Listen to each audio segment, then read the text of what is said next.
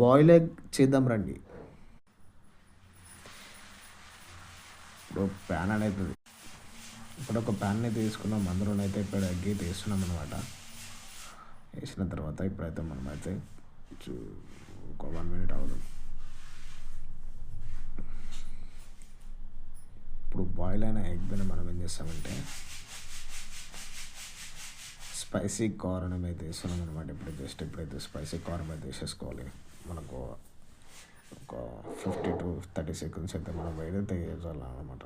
Wait చేసిన తర్వాత మనము ఈ ఆమ్లెట్ని చూస్తూ ఉండాలి. అప్పుడు మీద స్పైసీగా రావడానికి ఉప్పు అయితే వేయాలన్నమాట. ఇప్పుడు మనం దాన్ని అటు ఇటు చూస్తూనే ఉండాలి. ఇప్పుడు మొత్తాన్ని అయితే తెలుసు.